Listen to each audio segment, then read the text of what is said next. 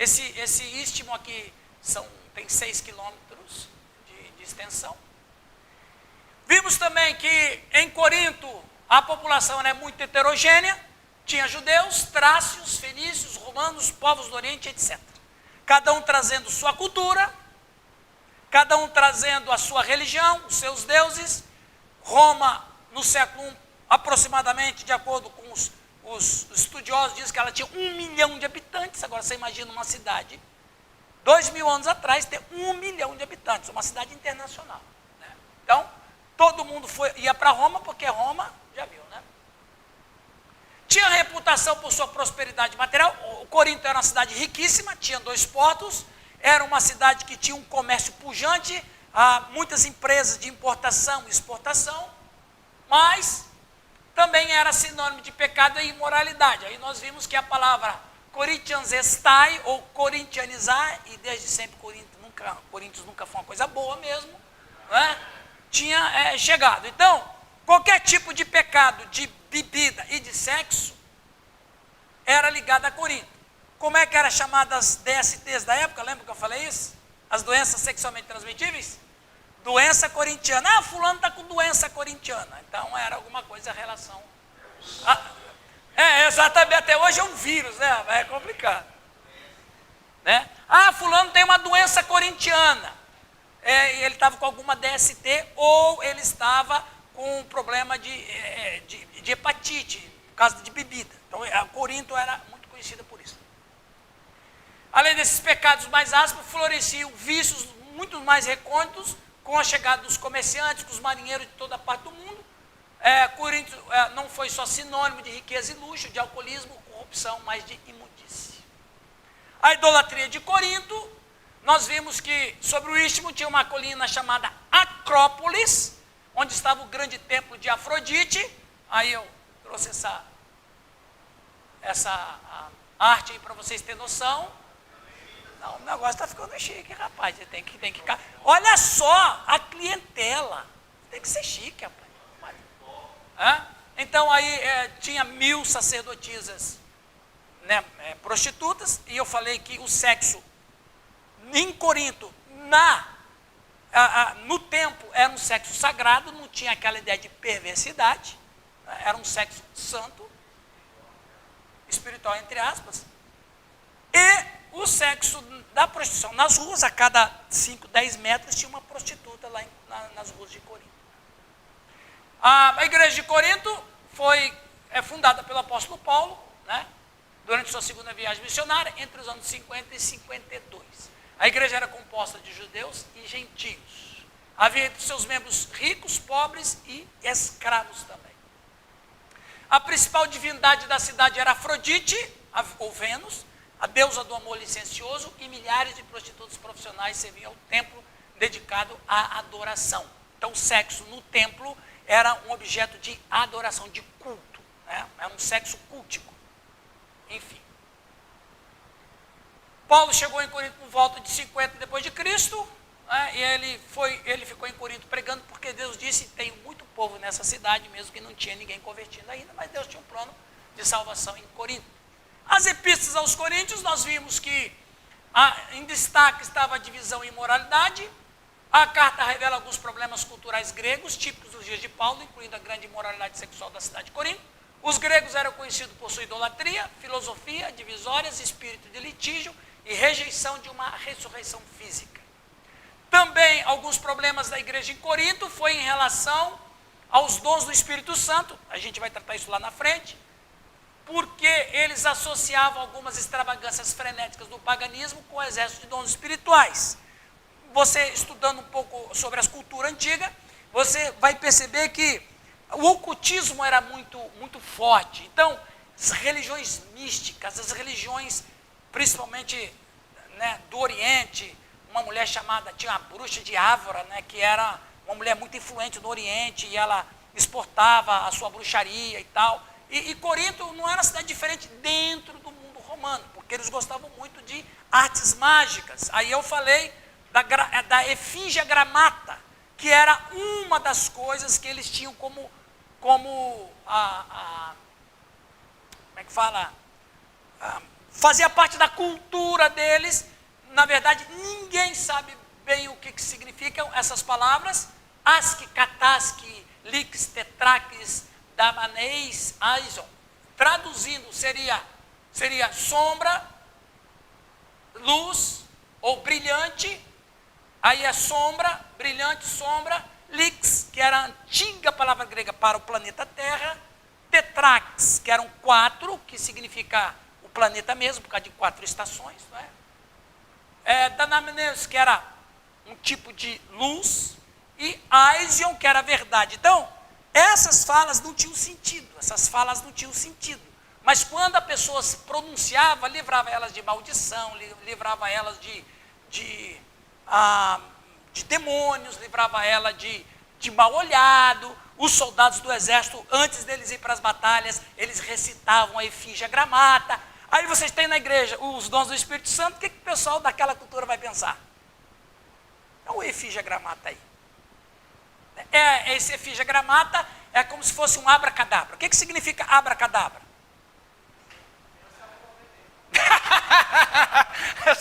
É quase igual, né? Quase igual. É o Efígia Gramata, é o Salmo 91, é verdade. Muito bem. Aí vimos também que Paulo ficou sabendo da história dos problemas da igreja de Corinto pela casa de Cloe. Vimos que, na verdade, foram praticamente 4 cartas que Paulo escreveu, né? Temos uma carta desaparecida, que era a primeira carta. A existência dela está em 1 Coríntios 5,9. Então, 1 Coríntios, na verdade, é a 2 Coríntios. A segunda carta é a que chamamos de 1 Coríntios.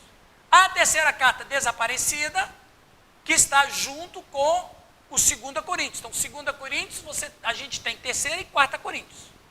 Né? E a quarta carta é que chamamos de 2 Coríntios. Então, 1 Coríntios é 2 Coríntios.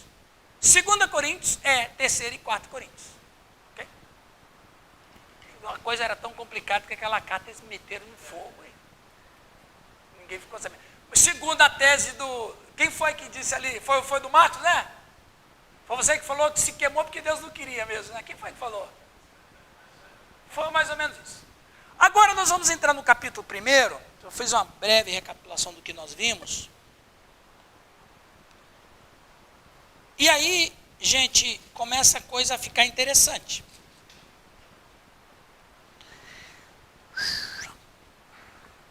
Paulo chamado pela vontade de Deus. Então a gente vai ler 1 Coríntios, viu, pessoal? A gente vai ler 1 Coríntios, mas a gente sabe que é 2. Okay?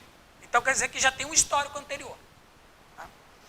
Paulo chamado pela vontade de Deus para ser apóstolo de Jesus Cristo e o irmão Sóstenes, a igreja de Deus que está em Corinto, aos santificados em Cristo Jesus, chamados para ser santos, em todos os que em todo lugar invocam o nome do Senhor Jesus Cristo, Senhor deles e nosso. Graça a vós outros e paz da parte de Deus nosso Pai e do Senhor Jesus Cristo. Ações de graça, verso 4 a 9, cada um leia um versículo, por gentileza.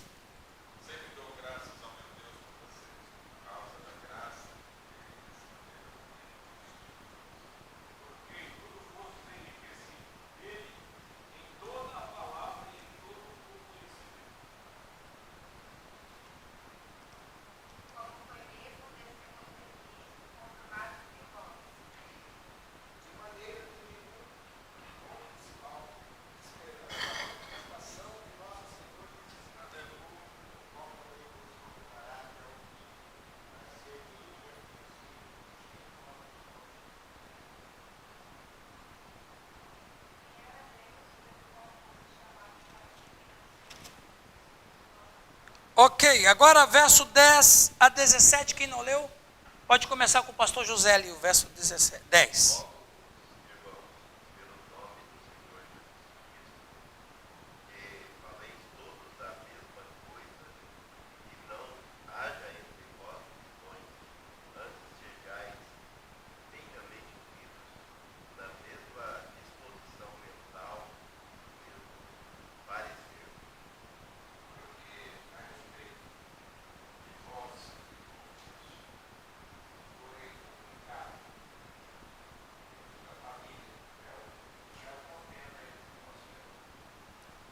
Doze.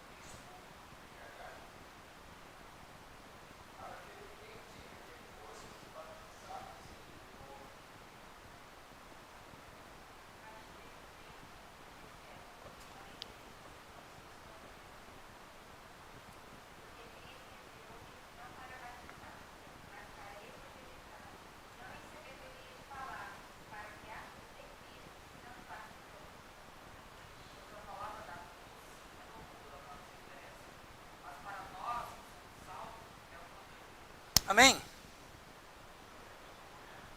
Muito bem. Aqui, deixa eu voltar um pouquinho aqui. Então ali, irmãos, a igreja vencendo as divisões. Uma coisa que a gente vai falar muito em Corinto é a maneira como a cultura invadiu a mente e a vida daqueles irmãos. A cultura, a gente vai trabalhar muito isso. Como que eles influenciaram tão pesadamente a mente deles, o coração deles. Então, vencendo as divisões. Vamos lá. Igreja. É para isso? Alguém lê para nós, por favor?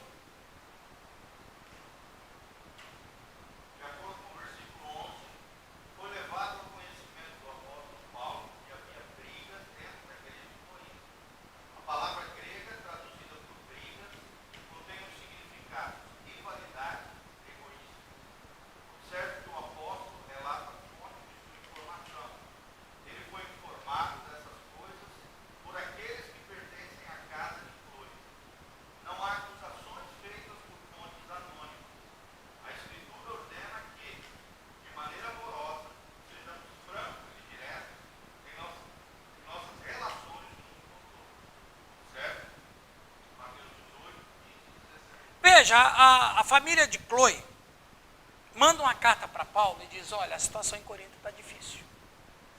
Porque a igreja está dividida.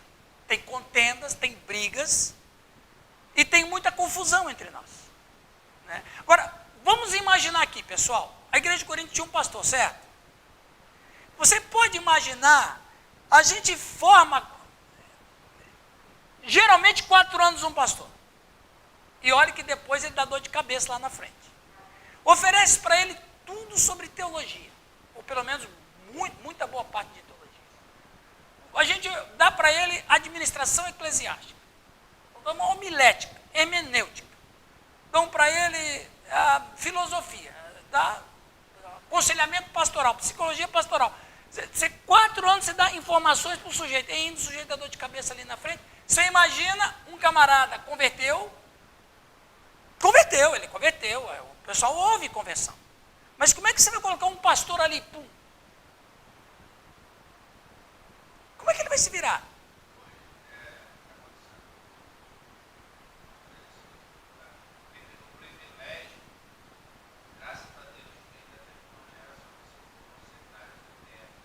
Sim, sim, sim.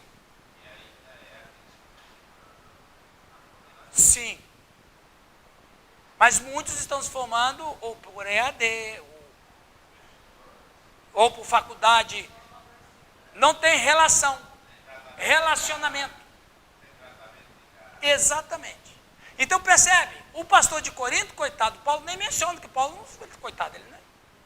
O cara não tem nem culpa, porque o sujeito está fazendo o que pode. Né? Você imagina? Viu como é que o pastor de Corinto vai pregar? Irmãos, vamos abrir. Percebe? Muito bem, vamos adiante. A índole do povo de Corinto, devido à população ser constituída de raças diversas, prestava-se divisões partidárias. Até mesmo os crentes foram atingidos por esse espírito sectarista, ostentando os nomes dos líderes mais destacados, até mesmo do próprio Cristo, para fazer sobressair suas várias divisões. Olha que coisa interessante.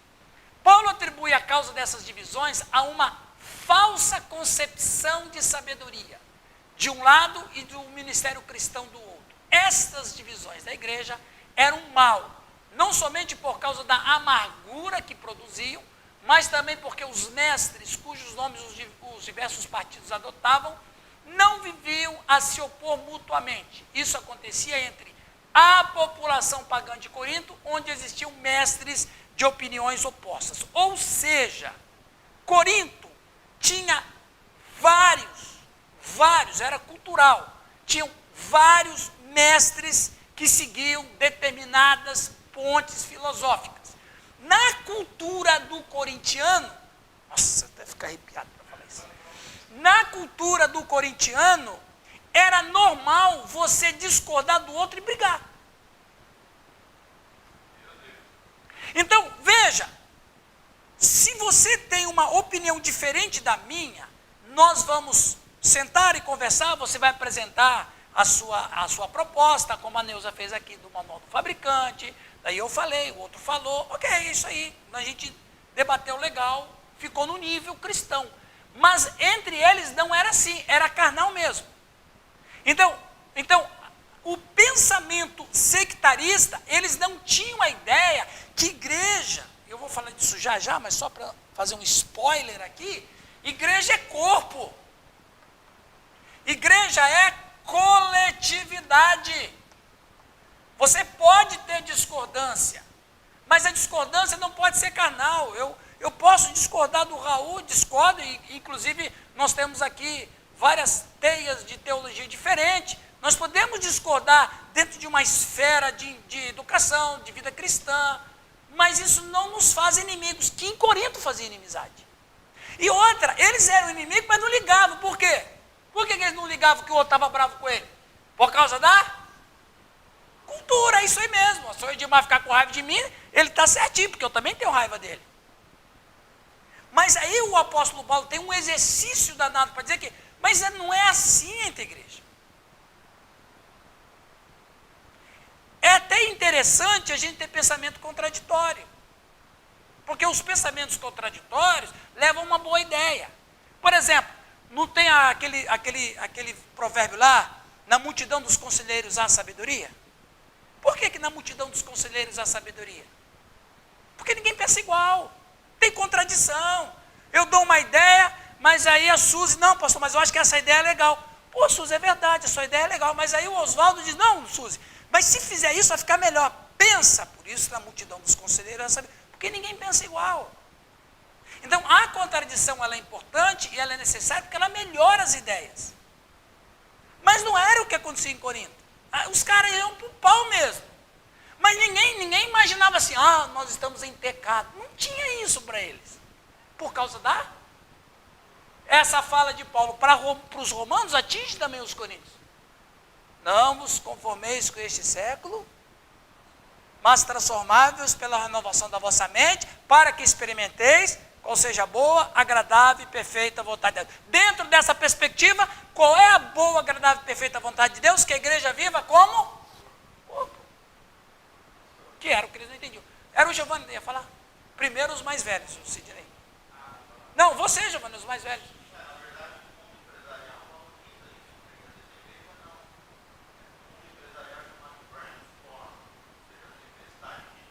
Aham.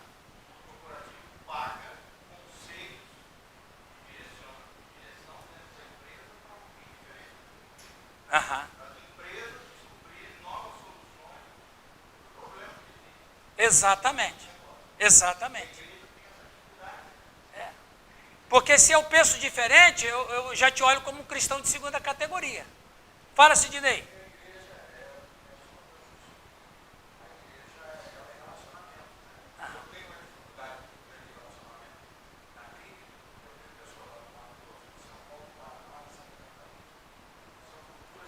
Certo.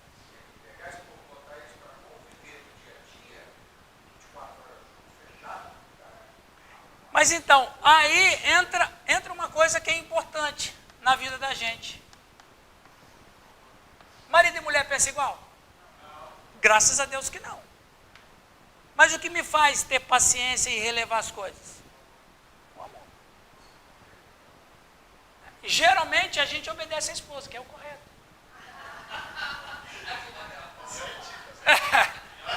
Entendeu? Aqui, o que me faz ter uma relação com Deus agradável? É o amor. Ela não está por aí, não.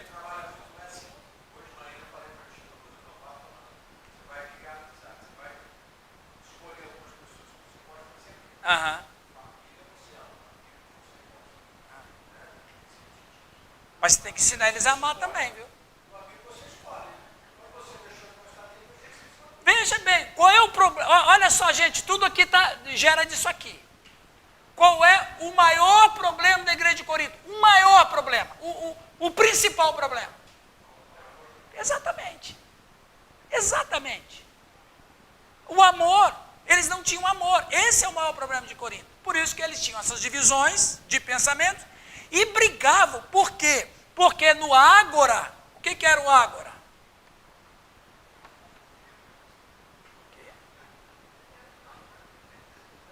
O ágora era um espaço onde você estava lá para discutir filosofia, política, para discutir táticas militares. Ali os caras brigavam. Então, os cristãos corintianos não entenderam isso. Trouxeram essa cultura e aí eles começaram a escolher quem é que eles gostavam mais. E no ato de escolher quem gosta mais, o povo torava lá. Quem era melhor, exatamente. Você vê, olha lá, né? Mas será que alguém deu aula para esse pessoal da torcida da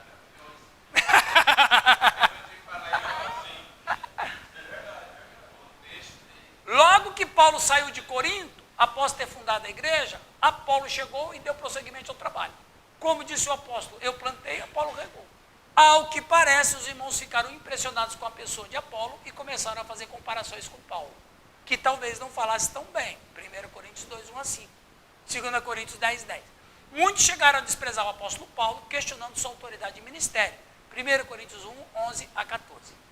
Públio Hélio Aristides, filósofo do século II, ele dizia: em cada rua de Corinto pode-se encontrar um sábio que tem a sua própria solução para os problemas da vida. Era cultura. Vamos voltar a Romanos 12.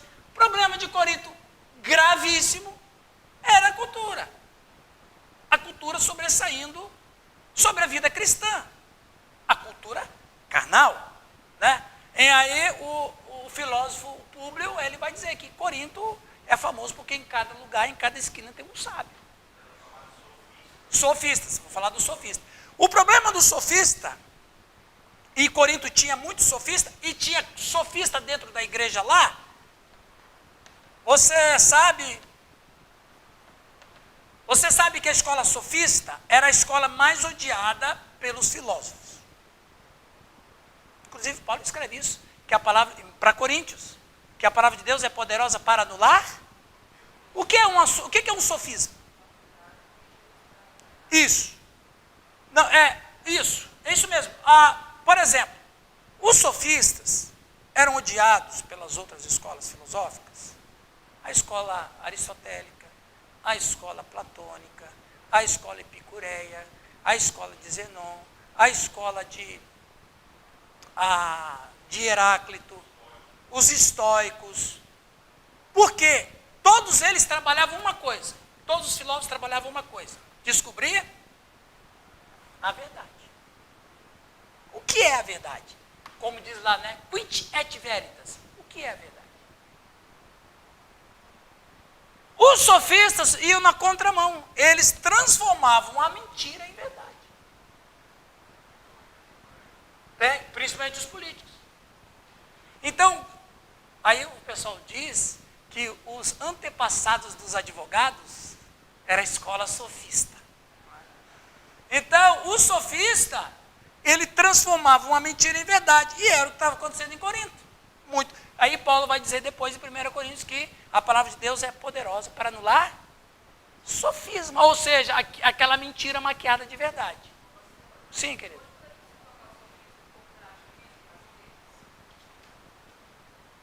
Olha, porque o relativismo, ele coloca todas as ideias.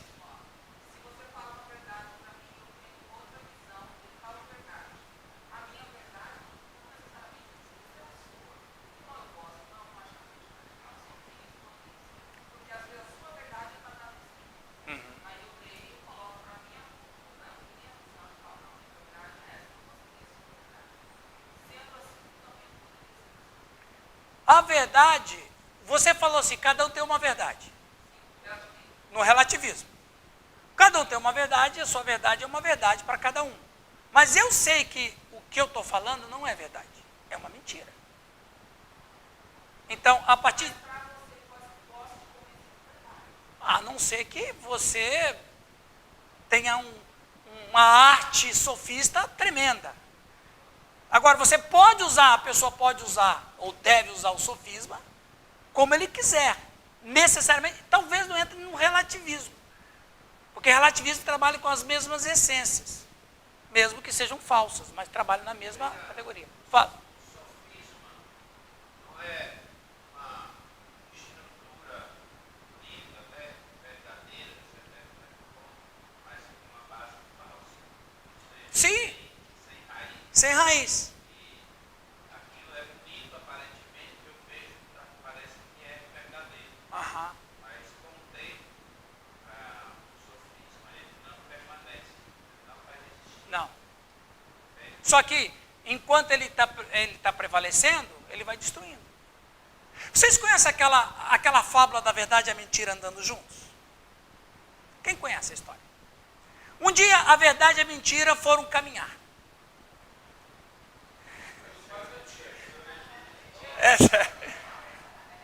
Né? A verdade e a mentira foram caminhar as duas juntas. Aí a mentira falou assim: verdade, o dia está tão lindo, não é? E a verdade disse: o dia está lindo mesmo. Aí elas viram um rio, um lago bonito. Aí a mentira falou: olha só, esse rio, esse lago está tão bonito, não é verdade? Sim, está. E a mentira falou bem assim: vamos aproveitar e tomar um banho? Aí a verdade falou assim: vamos. Aí as duas tiraram as roupas e as duas mergulharam no rio. A verdade ficou tão feliz de estar ali tomando banho no rio que a mentira saiu antes da verdade e colocou as roupas da verdade. E quando a verdade ficou sabendo que a mentira pegou as roupas dela, ela ficou desesperada. E aí a mentira, com as roupas da verdade, andava no meio do povo. E a verdade, desesperada, foi nua atrás da roupa dela. E as pessoas olhavam a verdade nua, falavam: oh, que coisa, nossa, que coisa feia, oh, não quero você. Mas admiravam a mentira. Aí o que acontece? A verdade ficou tão constrangida que ela voltou para o poço, para o rio, para vestir as roupas da mentira, para poder conquistar a verdade de novo. Ou seja, o povo prefere uma mentira travestida de verdade do que a verdade nua e crua. É isso. Opa!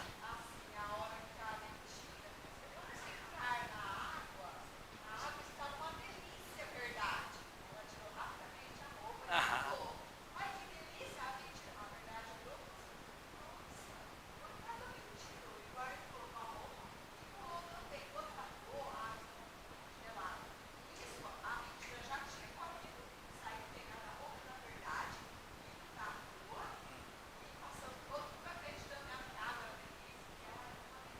Exato.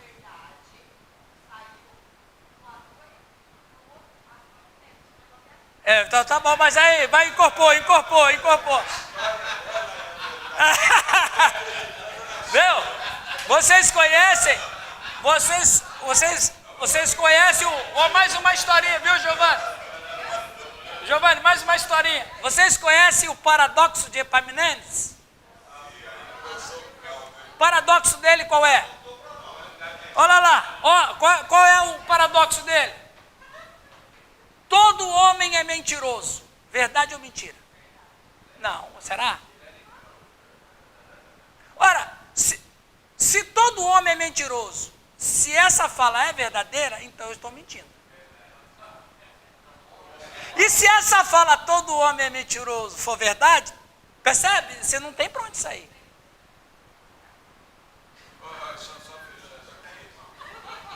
Quem foi?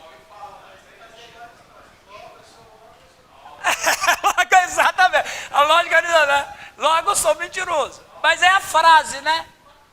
Todo homem é mentiroso. Verdade ou mentira? Hã? Sim. Exato. É consciente. Não é nada. Não, é consciente. Isso. Estelionatário da ideia. Vamos lá. Os corintianos se tornaram uma fonte de contenda em vez de humilde. E amorosamente dar um exemplo para seus irmãos e irmãs cristãos e buscar graciosamente reunir seus crentes em torno de Cristo Senhor. Irmãos, olha que interessante. Alguém lê para nós? Isso. Os cristãos coríntios são exortados a serem unidos. O termo grego também significa ser unidos, pela mesma atitude, pelo mesmo propósito. Não é que devemos nos esforçar para alcançar a unidade cristã. Pelo contrário, essa unidade espiritual é obra do Espírito Santo. Efésios 4:3. Somos chamados a manter essa unidade em contraposição ao individualismo. Gente, agora, olha que coisa interessante. Vamos voltar aqui, ó, cultura. Individualismo é diferente de individualidade. Já falo a diferença para vocês. O que é o individualismo? Todos os valores são centrados no ser humano. O indivíduo é de suprema importância. Se opõe à autoridade e a todo tipo de controle sobre o indivíduo, especialmente quando exercido pelo Estado.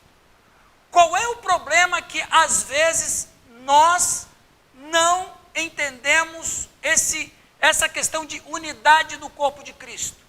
Porque o individualismo como filosofia, que apareceu aproximadamente no século XVII, ele já começou um pouco dos 300 anos antes no movimento do renascentismo, quando ele trata o indivíduo como o mais importante da sociedade. Ele se destaca da coletividade.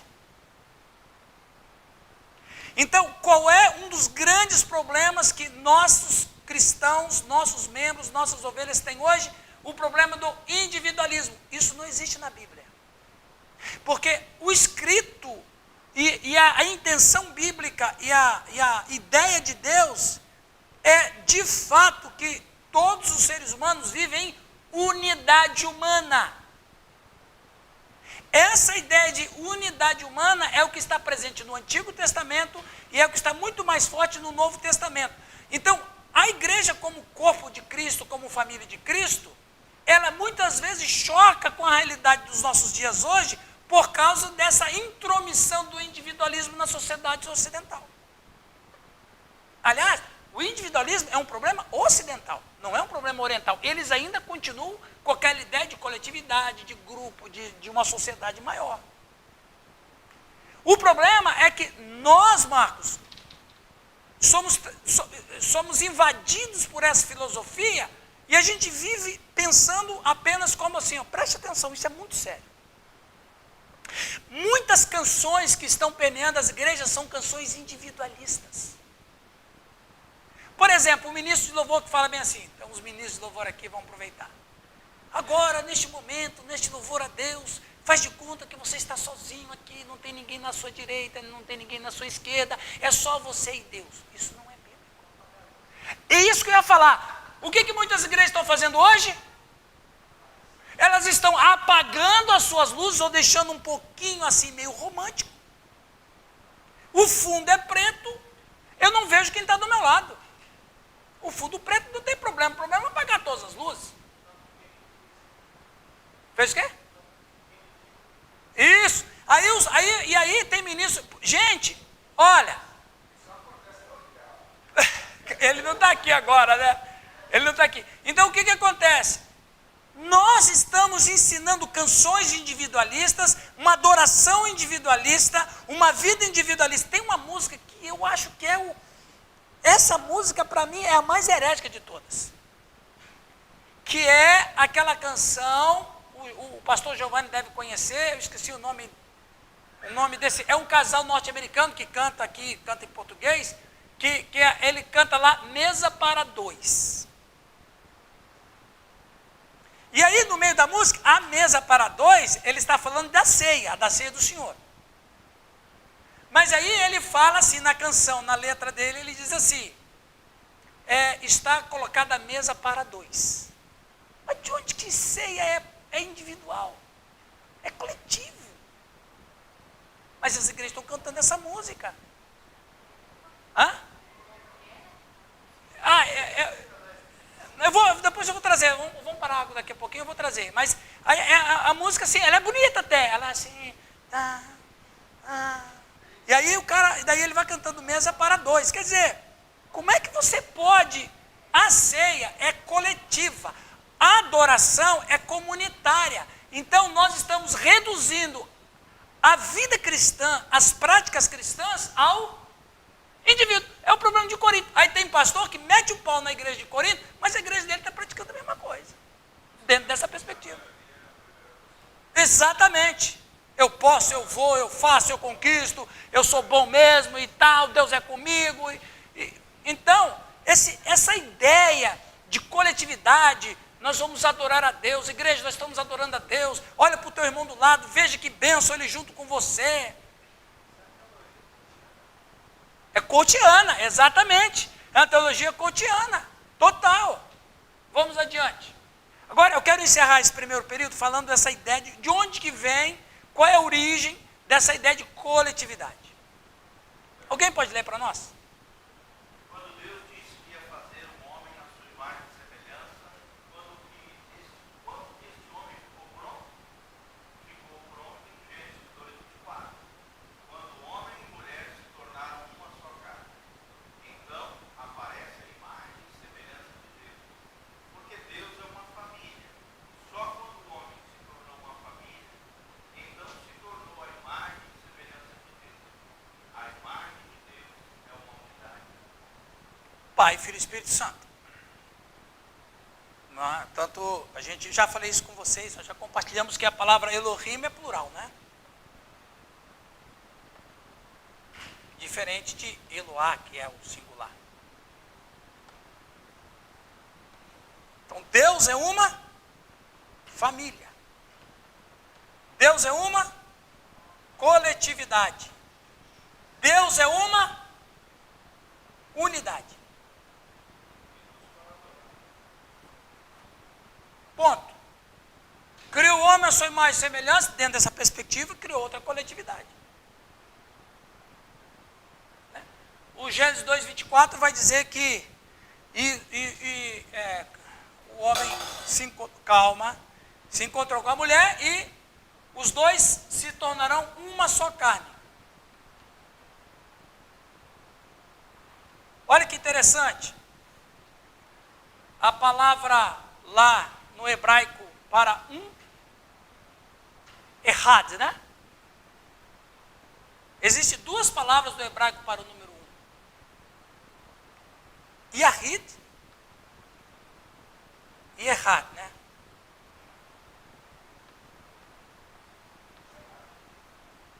Yahid é um simples. Né? Um livro. Uma chave. Uma chave. Um giz é um unitário. E errad é um composto. Esse errad, ele só tem sentido se algo que ele está vendo, ele é composto. Por exemplo, um cacho de uvas. É um cacho, mas são várias uvas. Uma penca de banana. É uma penca, mas um cacho, mas são várias bananas. Então quando você fala, eu vou trazer um cacho de bananas, qual a primeira visão que vem na tua mente? Um cacho, mas não uma banana. Então o errado, ele tem essa ideia. Vocês conhecem o famoso Shema Israel, né? Ouve Israel, o Senhor nosso Deus é o único Senhor. Ele usa a palavra errado. No 2:24, quando ele fala que os dois se tornarão uma só carne, ele fala errado. Ou seja, é a mesma palavra para Deus, é a mesma palavra para o ser humano. Então, essa ideia de coletividade, essa ideia de mais do que um, é de Deus. Por isso que a igreja, ela é uma família, ela é uma errada, exatamente. É uma igreja, quantos membros? Vários. Como um cacho de uvas. Não existe eu sou igreja sozinho. Ele é um cristão.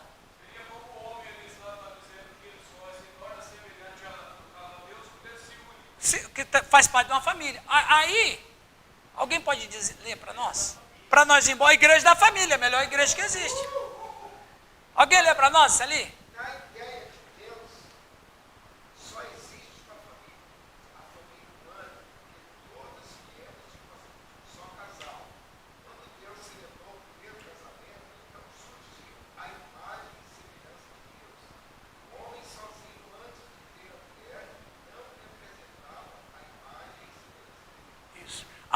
unidade humana é a recuperação da imagem de Deus. A imagem de Deus é o homem que Deus criou. Gênesis 26. Quando há uma unidade, isto se torna a expressão de Deus na sua criatura. Ou seja, a igreja de Corinto não estava produzindo isso. Por quê? Porque eles praticavam o sectarismo. Eles não estavam, olha lá o que Paulo vai dizer ali, pessoal, no versículo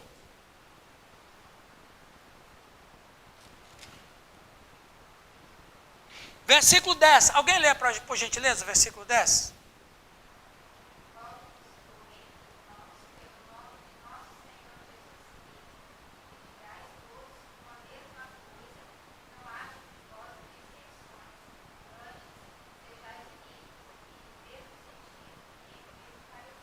Qual é a diferença da individualidade e o individualismo? O individualismo, o sujeito ele se exclui da coletividade e ele pensa só em si. A individualidade não, eu vou usar minha individualidade para abençoar, para somar com a coletividade.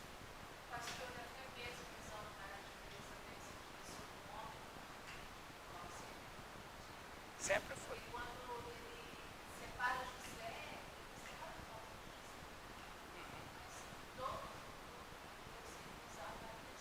Outros. Sim, nunca sozinho. Ele nunca tinha uma bênção só para uma pessoa. Isso é o quê?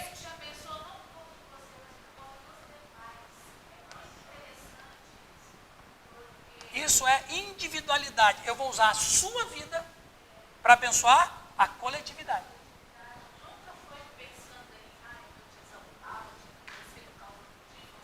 Não. Nunca.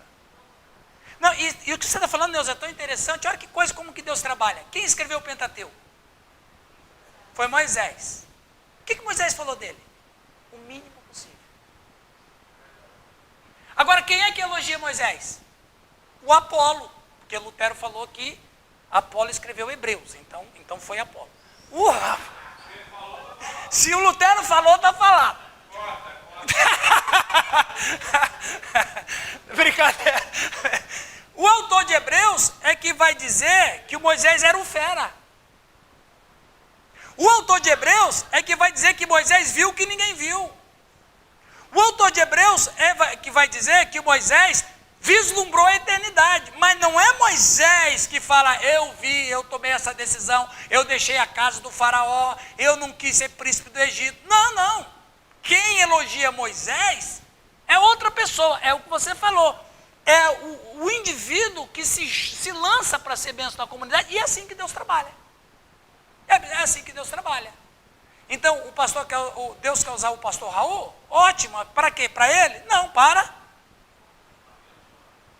Mas Corinto não era assim. Não era assim. Na verdade, vamos ser sinceros, o homem sempre busca glória e nós não somos diferentes. Não, nós não somos diferentes, mas nós podemos resistir a isso. Como? Romanos 12, 2. Mas é só deixar de honrar alguém, por exemplo, quando ele se acha que ele tem honra para você. Ele reage. Ixi, fica... Ele não fala mais com você. Agora, e a igreja de Corinto? Com isso em mente, olha lá, eu sou de Paulo, eu sou de Apolo, eu sou de Pedro, até Cristo tinha um grupo.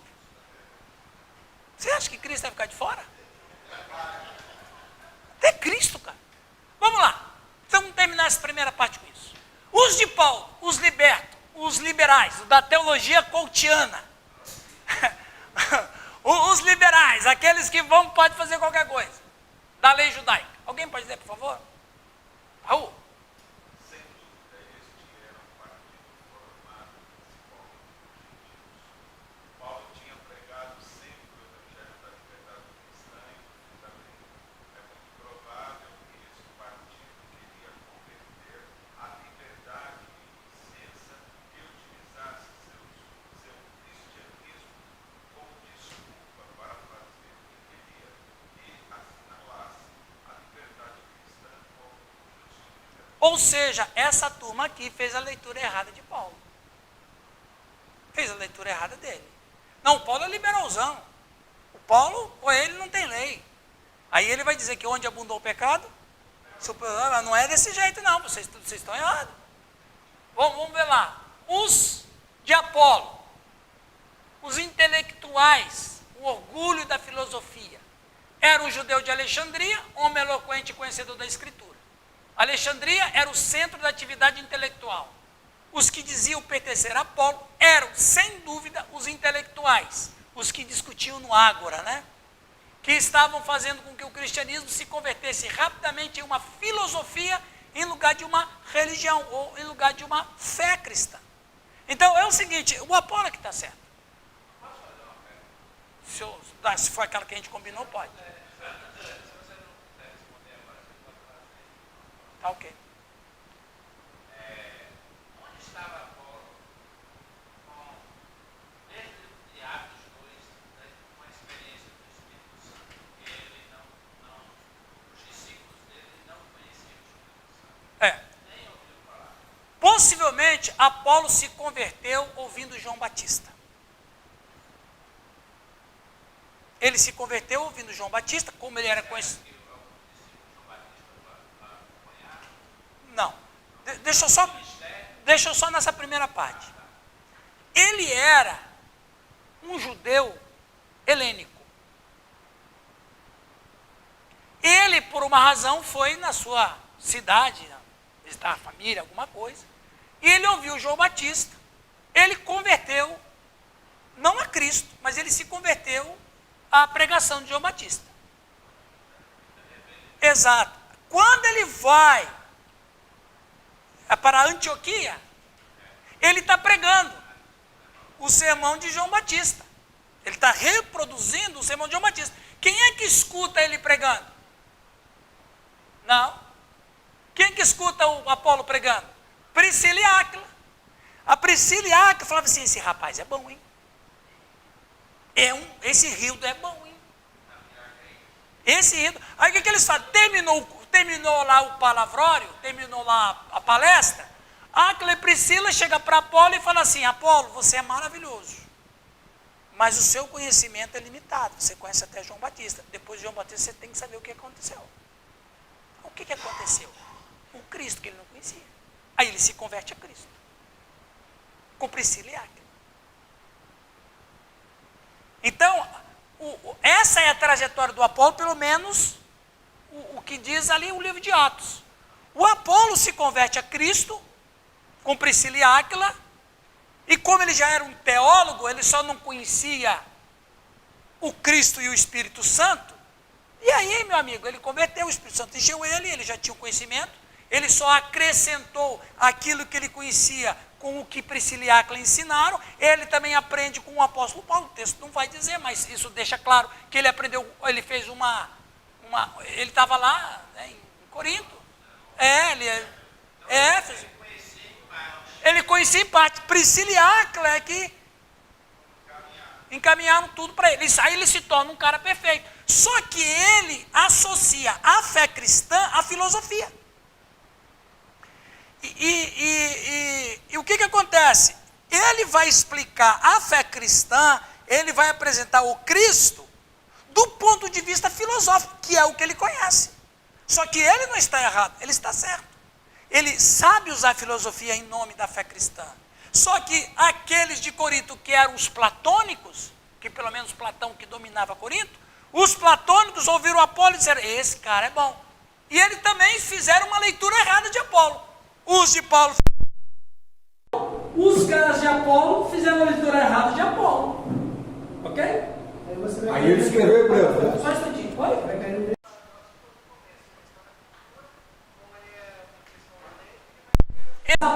Mais uma vez, obrigado que você, mais uma vez a cultura entrando na igreja. Porque a cultura é assim. Quem é que você quer seguir? Eu quero seguir Aristóteles. Quem é que você quer seguir? Eu quero seguir Epicuro. Ok? Percebe? Então, eles traziam essa cultura também para dentro. Eles viviam isso. Né? Seria hoje, né, pastor? Fala. Uns só gostam da linha luterana, outros gostam da linha presbiteriana. Então Mas aí que é a diferença, Marcos. Cada um, a melhor é a luterana. Mas veja bem. Veja bem, você segue luterano, calvino, mas entre nós existe o quê? Amor. Amor. O que não tinha em Corinto, o que tinha lá? Carnalidade, sectarismo. Vamos falar do Pedro. Os discípulos, o apóstolo Sirineu, vai ter problema? Tá. Estava preparando de esticar rede também. Os discípulos, os legalistas, Baianinho está com fome. o orgulho da lei e ética. Esse é o nome judeu de Pedro. Mais provável é que se tratasse de Deus, tentavam ensinar que o homem devia ainda observar a lei judia. Eram legalistas que exaltavam a lei e que ao fazê-lo diminuíam a graça. Veja bem, você pode imaginar que essa igreja era um barril de pólvora. Vocês reclamam da igreja de vocês? Eu não. Giovanni, eu estou reclamando de nada. Jamais. Lógico que não. Eu quase. Era paz pastoreal, Corinto, meu. Rapaz, ele era terreno, Marcos. Agora, olha lá. Os judeus que estavam lá falavam assim: não, o Pedro que é um camarada tem que ser, porque ele é da lei, tem que ser na moral.